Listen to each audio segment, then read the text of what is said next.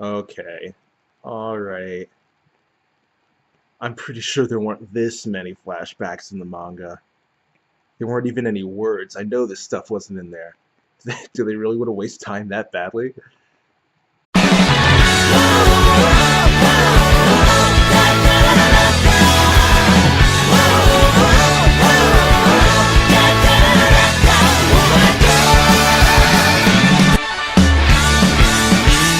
Yo, you guys, this is Blacklist of the Abyss, and you're watching my review for Naruto Shippuden, episode 343.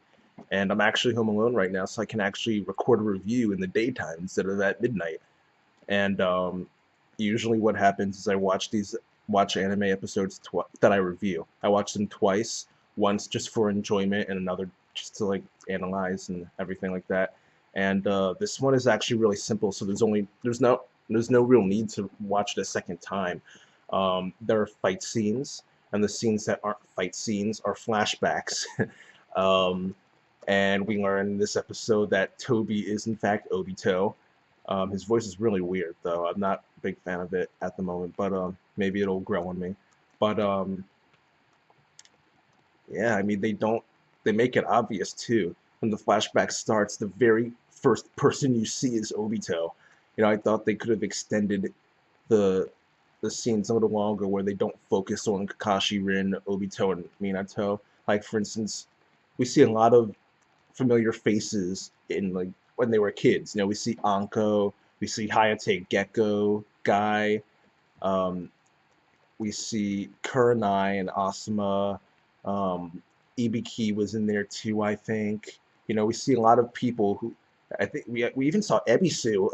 we saw a lot of people that we know when they were kids. So that was pretty cool. And I wished I kind of started off with that and not have the first thing we see be Obito in our face. I made it really, really, really freaking obvious. I mean, other than that, like I said in my reaction to it, they added in some stuff. The only flashbacks that were in the manga were the ones where there were no words. The stuff from Kakashi Chronicles got added in for the episode just to waste time, I guess. Um, yeah, so if you guys got tired of those flashbacks, try not to be too angry at Kishi because that was the anime's doing. Also, I think I like them better in the manga because the music they were playing in the background was. I mean, it's not like they've never used that music before. It's just I didn't really like it in this situation. Like, it's we're in the middle of a war, and then you start playing this happy music when the main villain's identity is revealed. So, well, not main villain because Madara's there too. So it's like there are two of them, but co-villain, co-main villain, I guess. But yeah, I wasn't really a big fan of the music in there. In the end of the episode, after the flashbacks, we see Madara show up after Obito does this fire style technique. Like there was this cool scene where he's just like looking at him and goes like this. And you can see the swirls going around from him activating Kamui, and then the fire comes out and starts spinning around. That was actually pretty cool. Um, yeah, then Madara shows up and he calls Obito by name, so the two of them actually know each other. So that's something to keep in mind. Um, but yeah, I mean, when it comes to how Obito became Tobi, we don't know that yet. Next episode we get the start of the flashback, so we'll start to see why or how that came about. We'll get to see how he survived too. They'll probably stretch it out to 2 episodes, um, which I don't mind. The big story, other than Obito being Tobi, is why he decides to become Tobi, and a lot of people take this out of context. So I'm just going to try and set anyone who watches this video straight. Um, there's a line in here where Obito says, because you let Rin die. However, that's taken out of context a lot.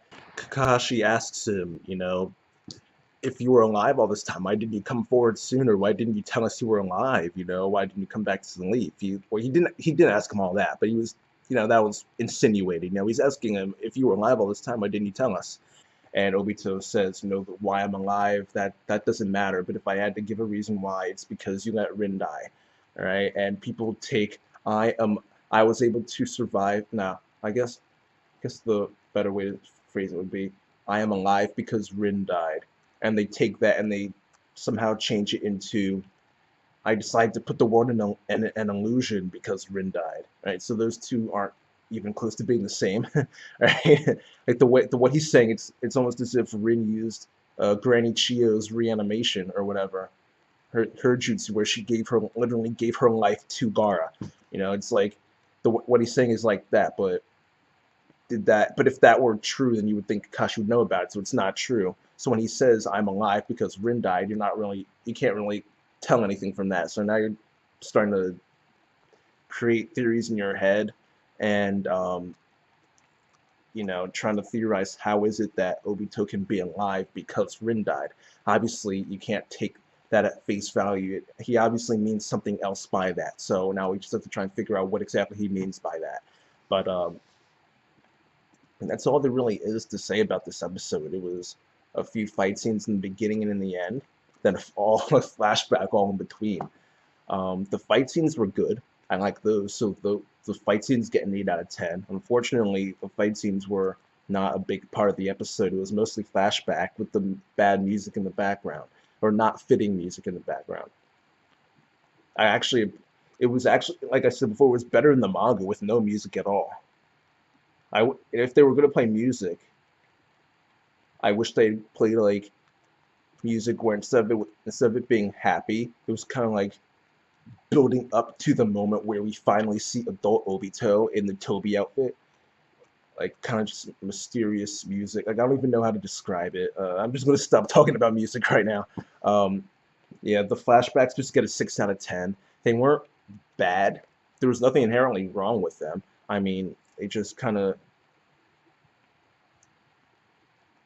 I'm not really sure if those were probably Kakashi's thoughts, actually. Those were probably thoughts going through Kakashi's head. He's thinking about, different times he's spent with Obito and Rin and Minato. Though maybe not, because I think there were a couple scenes where it was just Obito, and where there were scenes where Kakashi wasn't in them, so maybe not. I don't know. Who knows? All right. The point is that the flashbacks were mediocre. All right, they were cool in the manga, but with the stupid music in the background, they just became kind of lame. So I'll just give the episode a 6.5 out of 10, because while the fight scenes and the stuff that was happening in real time, that stuff was good, but the flashbacks were the majority of the episode, and those were just okay. So I can't weigh them equally in the episode, so I'll just give it, instead of giving it a 7, I'll give it a 6.5. But yeah, that's it. This review of Naruto Shippuden. It was an okay episode. Don't jump to conclusions when it comes to Obito's motivation, I guess, and doing all this. We haven't learned it yet. During the flashbacks, something will happen, which I will explain that too. There are a couple things that happen when it comes to his motivation. Well, now I'll just let you watch it yourself. Yeah, all right, that's it, you guys. Like I said, this episode gets a 6.5 out of 10, and that's it. Rate, comment, subscribe, and I'll see you guys next time.